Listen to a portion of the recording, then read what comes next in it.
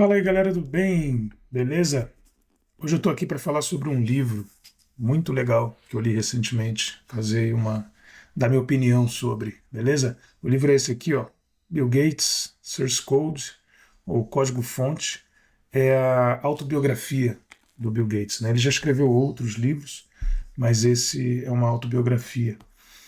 E, bom, queria falar um pouquinho sobre ele, né? Eu achei um livro bem legal, claro que a Microsoft ela reúne admiradores e também críticos, né? Claro, como toda Big Tech, mas conhecer a história de uma pessoa que fundou, né, uma empresa dessa magnitude, para a gente que é de computação, se revelou uma coisa muito interessante. Eu vi que quando ele lançou esse livro, eu comprei imediatamente, tanto que eu ainda peguei a edição em inglês.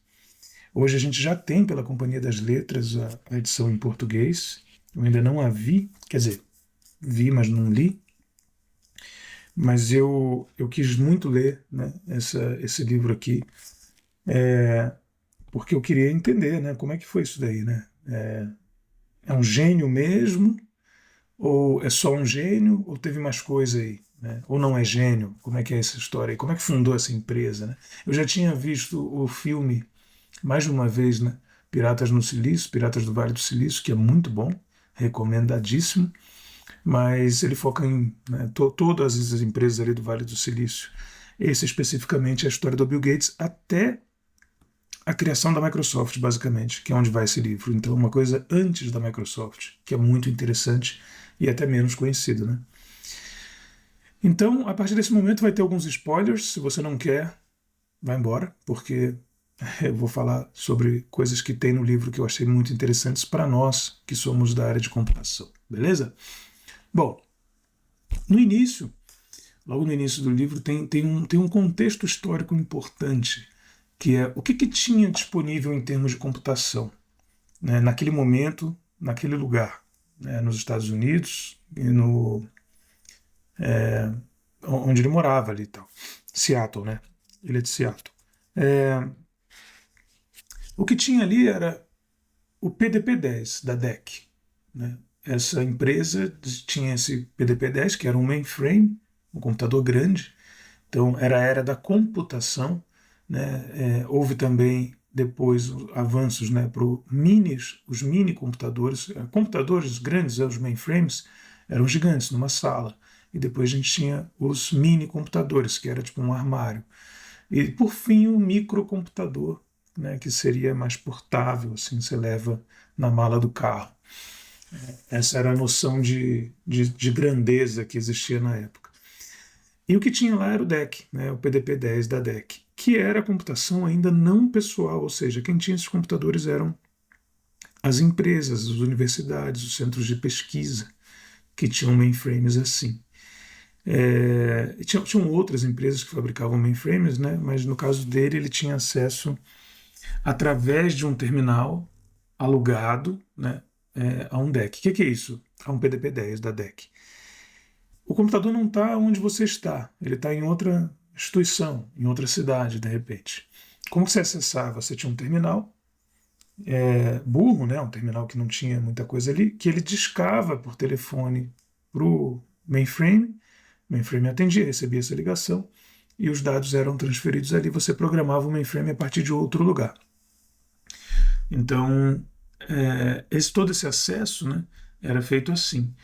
O mainframe rodava um sistema operacional, no caso do PDP-10, um sistema operacional, isso tudo é falado no livro, tá?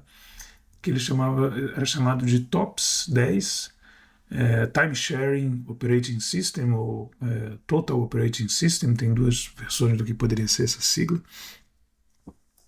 E o lance de time sharing é justamente isso, né? Alguém entra, conecta e utiliza. Outra pessoa vai, entra, conecta, utiliza. Então todo mundo está compartilhando esse mesmo ambiente computacional, esse mesmo computador, esse mesmo mainframe.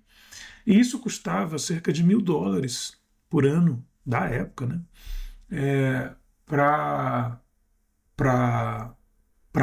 ter a licença, digamos assim, de poder ligar para o mainframe e utilizar, e ainda $8 por hora. Então era uma coisa cara, que só quem tinha grana tinha acesso.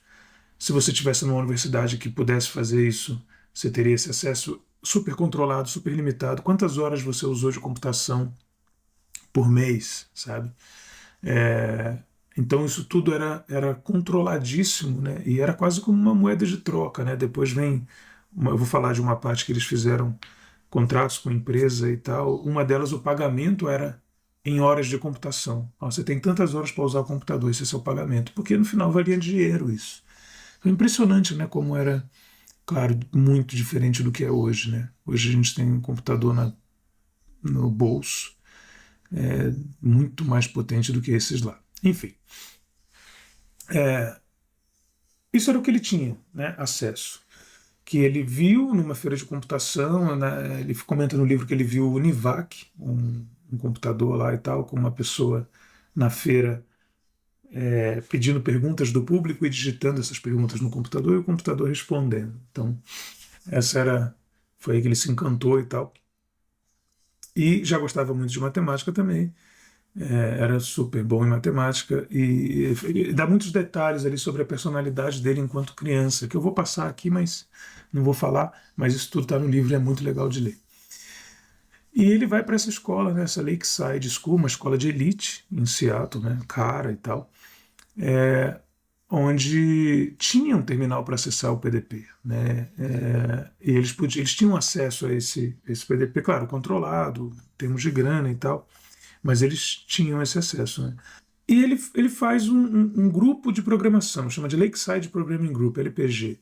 Ele e mais 3 amigos, né? Esses amigos são Rick Wayland, Paul Allen, que vem a ser depois cofundador da Microsoft com o Bill Gates, e o Kent Evans. Então são 4 pessoas, né? Claro, além do Bill Gates, que fundam esse Lakeside Programming Group, né? Ele e o Kent mais ou menos na mesma idade, Paul e Rick um pouco mais velhos, 2, 3 anos mais velhos, assim. E isso eles com 12, 13 anos, né? E eles estão na escola lá e fazem esse grupo de programação que fica basicamente programando em assembly do PDP-10 quando conectado num PDP-10. Aí no livro tem várias coisas, várias loucuras que eles fizeram para conseguir mais tempo, tem vários rolês assim que é bem legal de ler. Nessa época, 2 professores universitários criaram o BASIC, a linguagem BASIC, que o Bill Gates, né, ainda pré-adolescente ali, ficou super atraído pelo BASIC por conta dos comandos em inglês, né? If, then, else, go to, end, run, muito diferente do assembly, né, do PDP-10. E aí ele quis muito programar nessa linguagem e tal, e começou, né, a estudar. Já sabia programar em assembly para PDP-10, né, e também com o surgimento do BASIC, né, ele começou BASIC. Lembrando que nessa época, claro que devia ter outras linguagens assim, mas o que estava mais forte nos Estados Unidos era Fortran nas universidades, na área da ciência, na academia, COBOL nos mainframes, no mercado, digamos assim, e só, entendeu? Tinha outras coisas aí, mas com muito menos expressividade. Então ele estava. Só que tudo isso era super licenciado, super de difícil acesso, né? Tanto a Fortran quanto o COBOL. Então o BASIC foi uma coisa criada aí para dar mais acesso mesmo, né? Inclusive em inglês e tal, os comandos. Eu imediatamente, quando li isso, associei o fato da Microsoft ter lançado o Visual Basic, né? Depois, que foi quando eu comecei na computação, aí quase na década anos 2000, talvez um pouquinho antes, foi um pouco antes, Visual Basic era muito forte, no Brasil pelo menos, né? Da Microsoft, né? Beleza, e nessa época é falado, por exemplo, que ele começou a dar aula para outros alunos na escola. Esse Lakeside Programming Group, né, esse LPG, começou a dar aula para outros alunos lá. O que foi muito interessante saber que ele já começou, né, a se testar, assim, né, ainda moleque, né, a dar aula e tal. E eles fizeram um grupo lá para dar aula e tal, onde eles dividiram da seguinte maneira: o Rick dava introdução uma introdução geral sobre o que um computador faz. O Bill Gates ensinava Assembler, e ele chama no livro de Assembler, o que é muito legal porque é uma coisa que eu noto. As pessoas mais antigas, né, começaram a computação muito antes de nós. É comum elas chamarem assembly de assembler. Em teoria, assembler é o compilador, é o montador, e assembly é a linguagem. Mas no início não era, né? Em várias literaturas você encontra assembler como a linguagem. Então, programando em assembler tem título de livro assim. E o Bill Gates é uma dessas pessoas que chama assembly de assembler. Eu achei legal, curioso. Ele fala que ensinava assembler, né, de PDP-10 para a galera.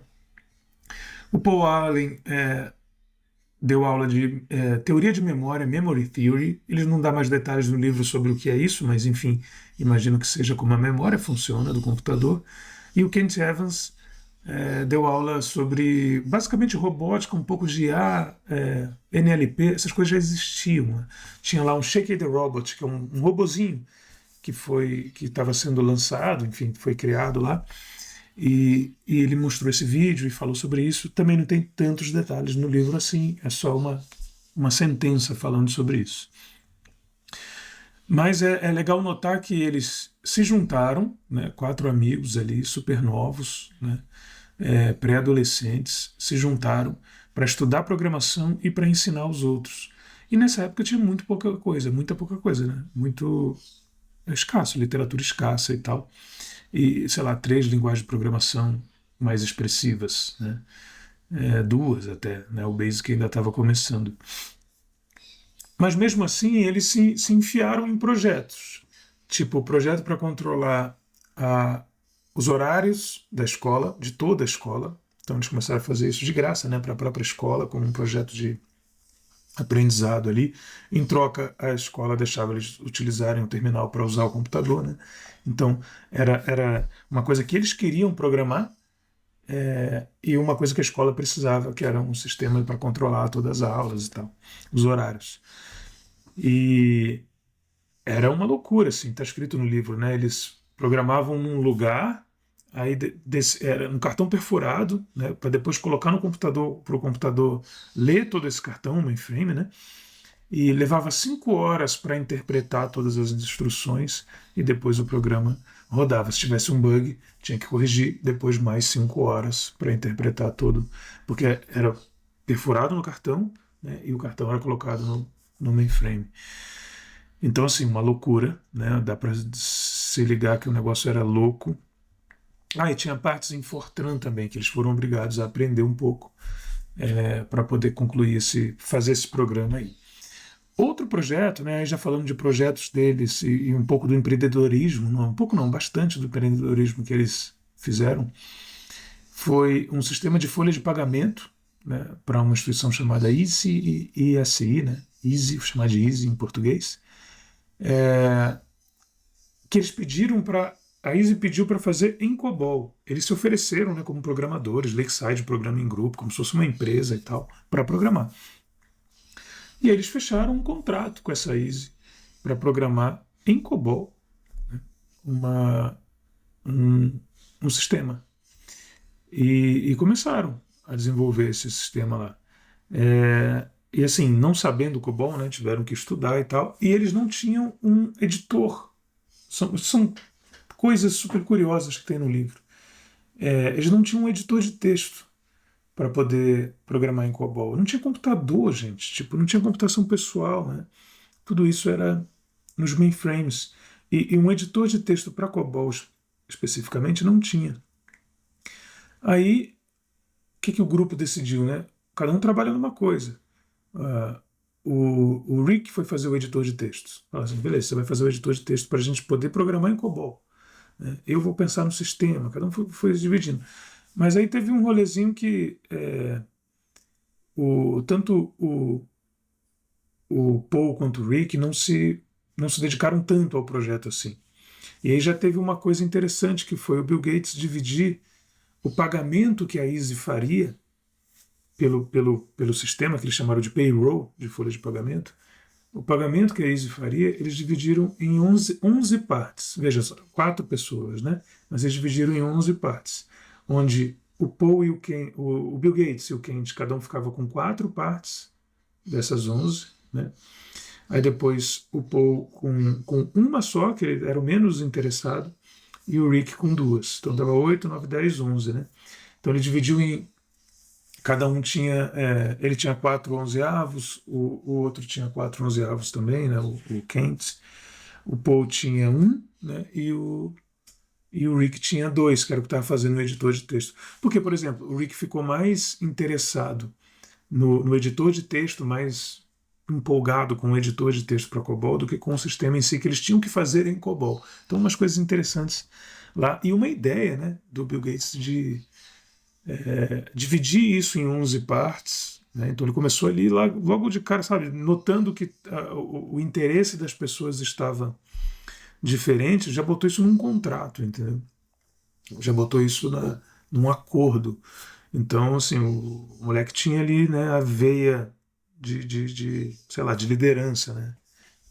Bem latente, eu diria, mas enfim. No final, eles entregaram esse sistema, esse payroll, e levaram um calote da Easy, né? Um monte de garoto, imagina. A empresa basicamente explorou, né? Mão de obra barata, né? E na verdade não pagou.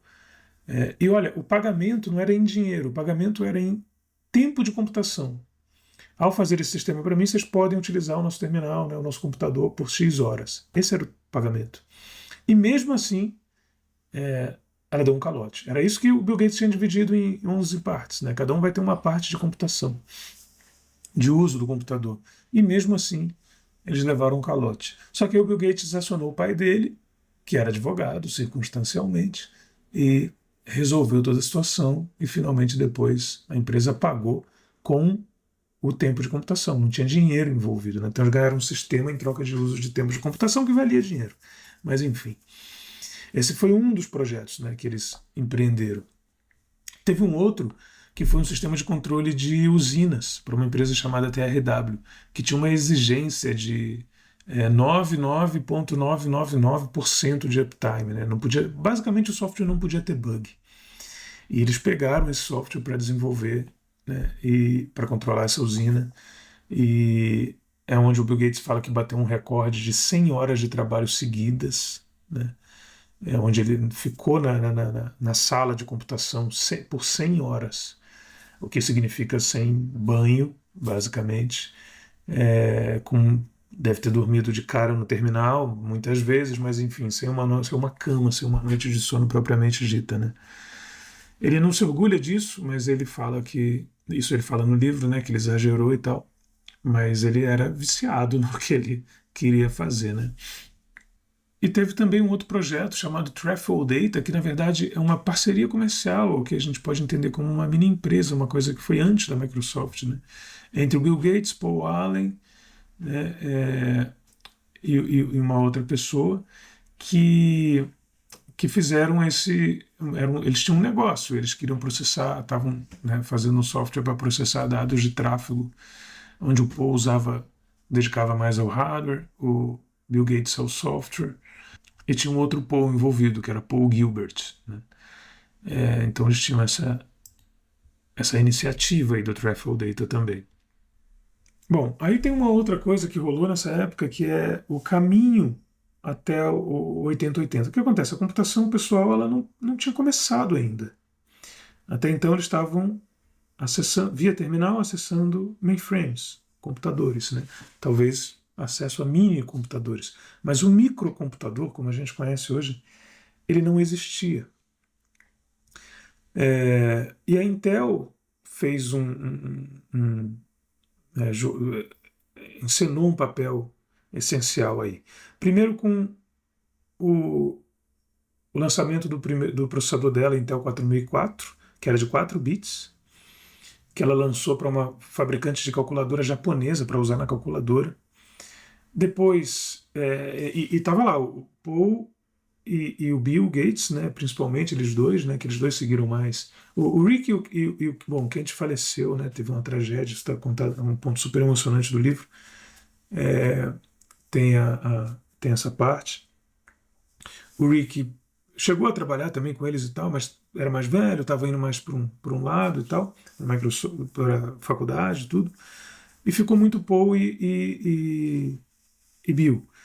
É, e eles dois, né, o Paul tinha muito interesse no hardware, então ele acompanhava hardware, as novidades em hardware que rolavam.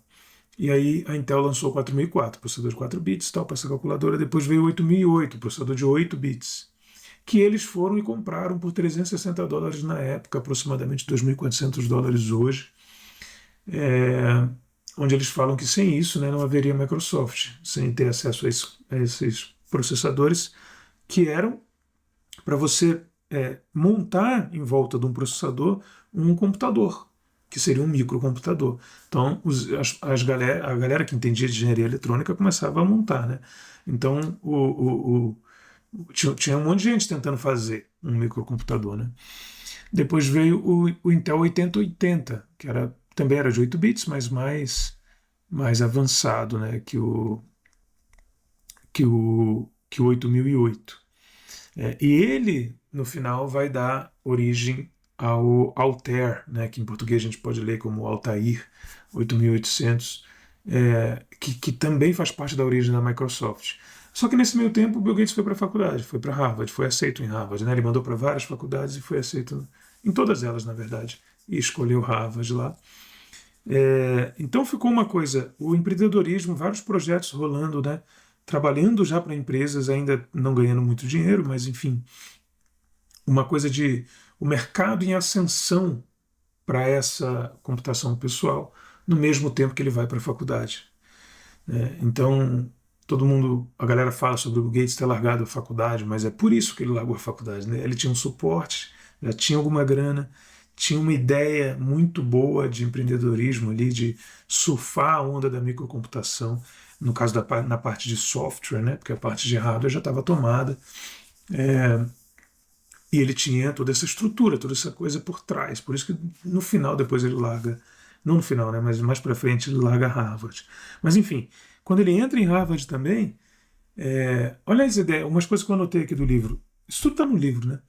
Umas coisas que tem assim, que ele fala assim, ele falou que ele pediu para ficar com uma pessoa negra no quarto, né, e uma pessoa não americana, porque ele queria essa diversidade, ele queria pegar conhecimento de outras fontes, né? Então pessoas com diferentes estruturas viveram em diferentes lugares, tiveram outras experiências diferentes, ele queria ter acesso a essas pessoas. E ele ficou, né, com um estudante negro e um estudante canadense, no caso não, um estrangeiro, para eles lá. E ele foi em cima das disciplinas. Você vai lá na faculdade, vai escolher as disciplinas, né? Se inscreve nas disciplinas. E essa galera, né, eles se inscreveram lá no curso de matemática, chamado Matemática 55, de Harvard. Que quem dava aula era um cara chamado John Mather, que é Prêmio Nobel de Matemática. Então, tipo assim, é o nível de pessoas que esse cara se envolveu. E esse curso era o curso de matemática pura, né? A diferença entre matemática pura e aplicada, né? Tudo que a gente usa, a matemática é aplicada, e nesse contexto a galera de matemática pura, que é basicamente as teorias, os teoremas, as provas, prova que está errado, prova que está certo, né? Não está aplicando a matemática para nenhuma área, como engenharia faz, como a física faz, por exemplo. A matemática pura, ela é só a teoria, digamos assim, da matemática. E a galera da matemática pura, ele explica no livro que vê a galera de matemática aplicada como, sabe, nada, como assim da aplicada, né? Então, fala sério. Só que é um curso, lógico, né? É uma coisa muito difícil, assim, né? Matemática pura. A aplicada já não é tão fácil, né? Imagina a pura. Então ele ficou estudando, né? Dando couro lá para poder passar nesses testes, né? Ele fala que eles estudavam. Eles tinham um grupo de estudo que estudava domingo à noite, porque toda segunda-feira, 11 horas da manhã, tinha teste, né? Tinha uma lista para fazer que esse professor dava na matemática 55, nessa matéria, né? Lá na faculdade. E eles estudavam domingo à noite até varava a noite, entendeu? Então, assim, um cara que estudou bastante matemática, né? Desde da sua infância, o ensino médio ali à universidade, né, com talvez os melhores, entendeu? Ele conta, eu pulei muito a parte da infância, mas a infância você vai ver que tem muita coisa. Ele foi criado numa família que jogava muito, tinha muitos jogos, né, jogos de cartas, jogos assim. É, tinha muita matemática sempre em volta dele. Então, sabe, ele era muito bom em matemática e entender programação para ele foi uma coisa muito natural mesmo, né, nesse sentido. É, bom, e aí voltando para a parte do momento ali histórico da coisa, quando a Intel lançou o 8080,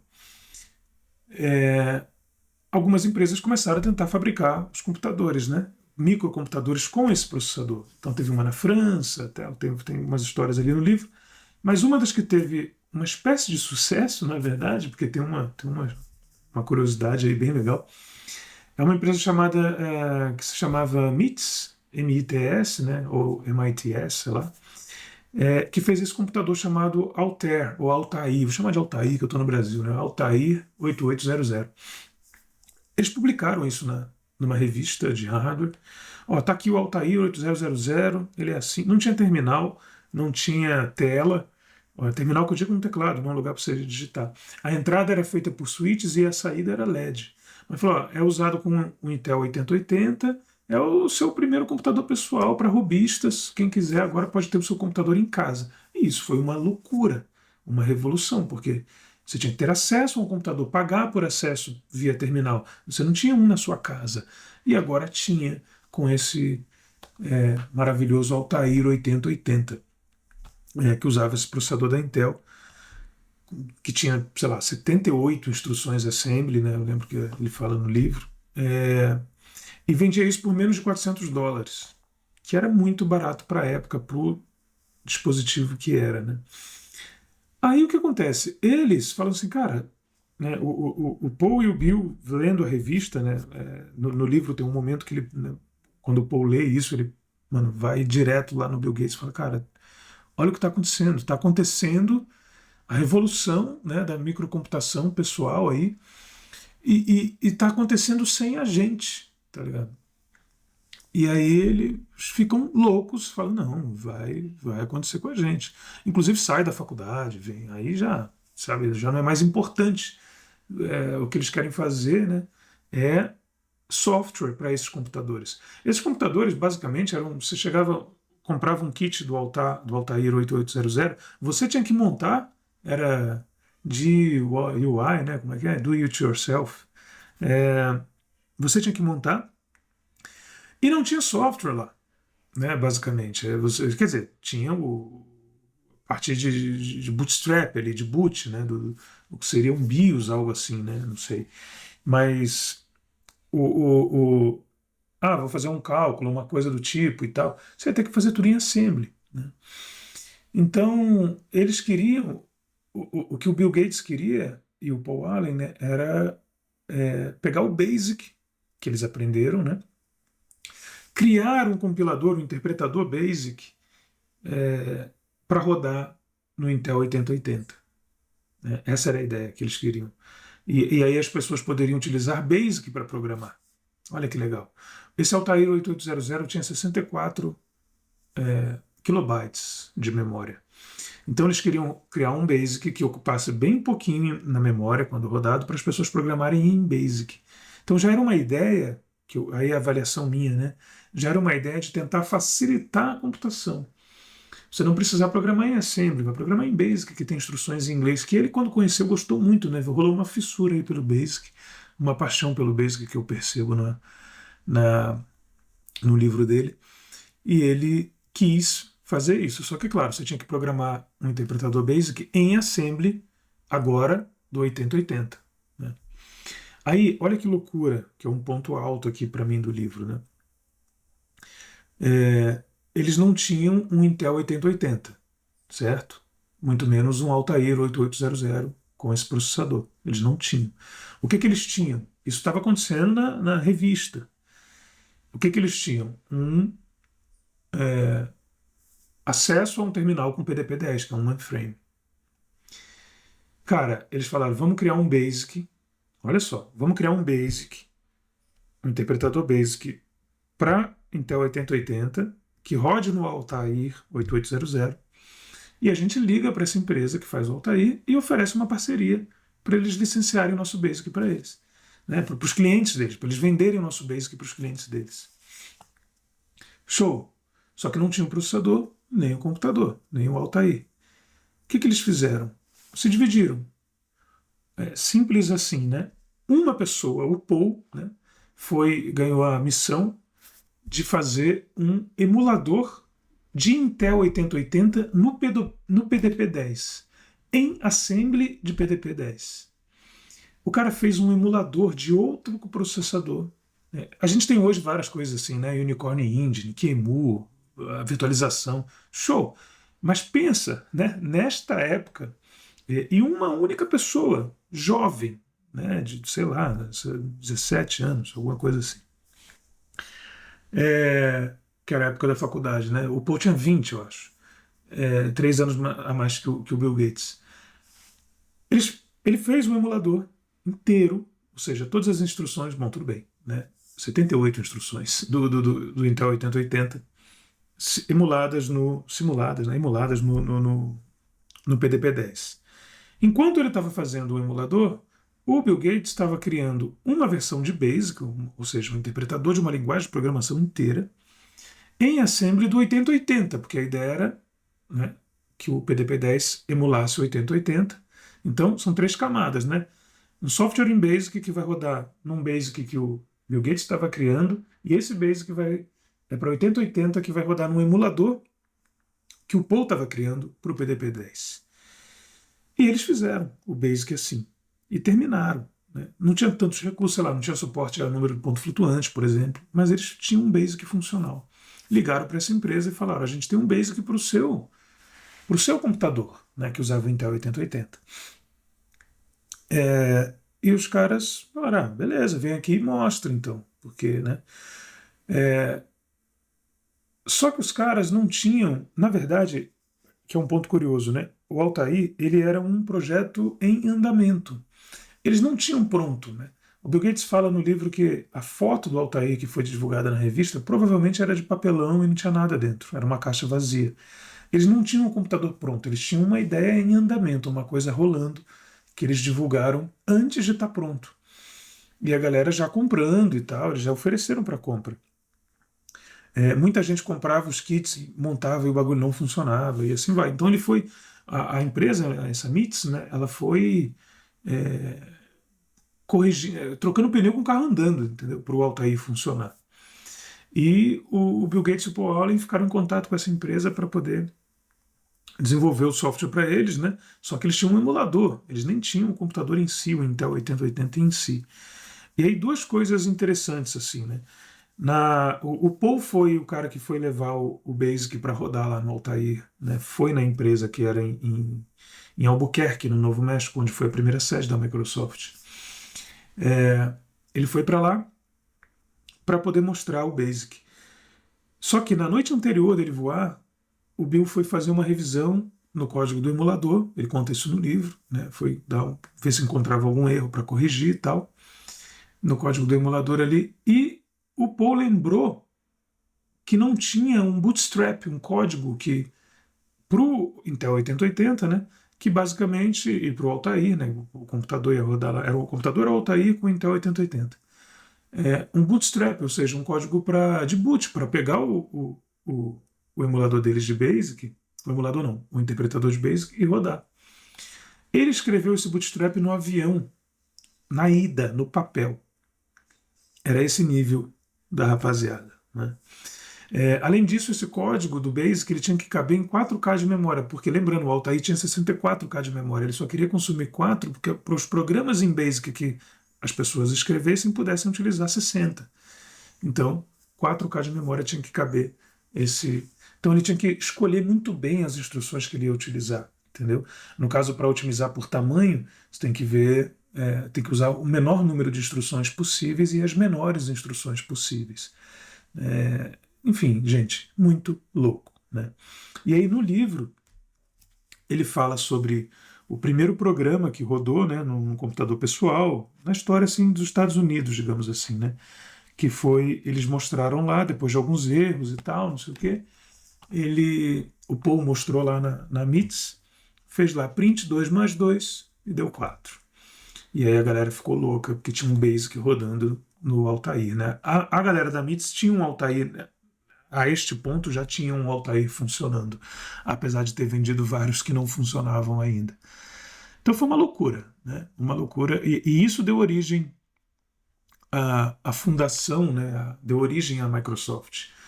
A ideia de Microsoft, para mim, eu ficava sempre na cabeça, pô, software pequeno, né? Coisa estranha. E não é. Né? Lendo esse livro, eu me liguei, talvez você já saiba disso, mas eu me liguei que Microsoft é software para microcomputadores. Né? Microcomputer software. Seria isso que é a Microsoft. Então, software para computadores pessoais. Né? Micro, de novo, porque comparando com o mainframe, tem, né, computador, mini computador, que já é gigante também, e microcomputador, que hoje em dia para a gente é gigante. Né? Um computador desse tamanho é gigante. Enfim, então a Microsoft era isso, ele quis focar em software para microcomputador, né? E ele fundou a Microsoft, licenciou o Basic lá, na verdade criou um contrato exclusivo, que no livro conta, depois dá até problema. Toda a versão de Basic que eles criassem, a venda deveria passar pela MITS.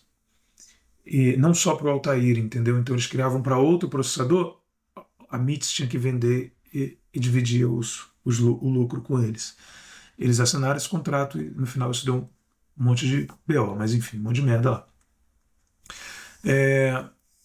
Mas em algum momento eles se libertaram, né, desse contrato. Porque várias empresas abordavam a Microsoft e falavam, pô, faz um Basic para mim então, para minha arquitetura e tal. E eles não podiam sozinhos. Isso tinha que passar pela MITS e aí a Microsoft não conseguia alavancar em termos de lucro, né, porque tudo tinha que dividir com alguém. E eles queriam contratar pessoas e tal. Então, eles, quando conseguiram se libertar disso, aí eles começaram a fazer para outros processadores, né? Motorola, né? 6502, que a Apple usava na época. Então, teve um momento, em final de 1977, fim da década de 70 lá, tinha uma tríade, né, de computação pessoal, que era os 3 computadores foram muito para frente. O Altair eventualmente morreu. Eu acho que a Texas Instruments comprou a MITS, ou alguma outra empresa. Não, outra empresa. E aí, o que ficou na computação pessoal foi o Commodore, PET, o Apple II, já tinha tido o Apple I, né, mas o Apple II foi o melhor ali naquele momento, e o TRS-80 da Radio Shack. Então esses 3 computadores eles eram a tríade da computação pessoal. A galera comprava esses computadores para ter em casa. E todos eles tinham o Microsoft Basic já embutido. A Microsoft licenciou com todo mundo, né, entregou o Basic dela. Então ela fez um Basic para um processador, fazia para outro. Eles se especializaram nisso, em fazer o Basic para arquiteturas de processadores diferentes, para rodar em computadores diferentes. E assim eles foram crescendo, né? E aí chega até o ponto em que, né, o livro acaba na parte que a Microsoft está nessa ascensão. E no final do livro o Bill Gates fala, bom, sobre os privilégios que ele teve, né? O fato de ter nascido homem, ter nascido branco, ter nascido rico, ter nascido num país rico, ter nascido num momento onde a computação pessoal estava acontecendo, né? Naquele ponto específico da história ele era pré-adolescente, ele era bom em matemática, ou seja, uma série de circunstâncias que fazem com que ele tenha feito o que fez, né? Além da predisposição dele, claro, mas muita coisa em volta dele ajudando, né? Se naquele mesmo momento ele tivesse, sei lá, né, no Brasil, na Argentina, no Chile, no Uruguai, não sei, qualquer outro lugar, talvez não daria para fundar a Microsoft, entende? Então, essa é a questão. Não é só, a pessoa é um gênio. Bota uma vírgula aí, tá? Então houve muitos privilégios, né, estudando em escola de elite, né, tinha o próprio Estados Unidos estava financiando vários projetos de pesquisa que tinham computadores em universidades, ele foi para uma delas, para Harvard, né, uma das melhores, por sinal, estudou com gente que era prêmio Nobel, enfim, muita coisa aí rolando, né? Mas esse é um panorama em geral. É claro que, pô, eu falei aqui, sei lá, 40 minutos, mas tem muito mais para falar desse livro. É um livro inteiro, né? Mas é uma leitura super, super agradável. Eu recomendo mesmo. E, e se você não quiser ler em inglês, né, tem em português, né? Companhia das Letras e tal. Tem uma tradução deles lá recentemente, né? Acho que eles lançaram, não sei. Mas vale a pena. Vale a pena ler esse livro aqui. Pelo menos para quem gosta da origem da computação, e nesse caso da origem do software em computação pessoal, vai gostar de ler esse livro. Beleza? É isso, esses reviews de livros, né, tem tempo que eu não faço, mas é porque ler um livro dá um trabalho, né, às vezes, porque tem muitas outras coisas que eu preciso ler aqui para estudar no meu trabalho, e também livros que não são da área de computação, mas quando eu tiver outros, eu vou voltar aqui para falar com vocês quando tiver outros livros assim, legais assim. Ah, e tem uma coisa legal. O Bill Gates fala que ele vai escrever mais 2 livros. Um sobre o legado ali da Microsoft, né, o tempo dele na Microsoft, porque esse livro termina basicamente quando a Microsoft sai do Novo México, né, de Albuquerque, e vai para Seattle, que é a sede dela, foi a sede dela, né, por muito tempo. E depois um livro sobre o trabalho filantrópico dele. Então vão ser, segundo ele, né, é uma trilogia. Esse é o primeiro, vão vir mais 2 aí. Beleza? Esse era o recado de hoje. Uma opinião aí sobre esse livro, várias curiosidades, né, sobre software. Quem gosta de software provavelmente sentiu algum nível de empolgação com essas coisas, né? Espero que sim. Se gostou, comenta aí. Se não gostou, comenta aí também. Se você é um hater da Microsoft, ou se é um lover da Microsoft, ou se você não está nem aí, não fede nem cheira para você, é legal saber a sua opinião. E até o próximo vídeo, então. Qualquer coisa, estamos lá na Mente Binária, você sabe, né? mentebinaria.com.br, nossa ONG. Aqui é o canal dela, para quem não conhece.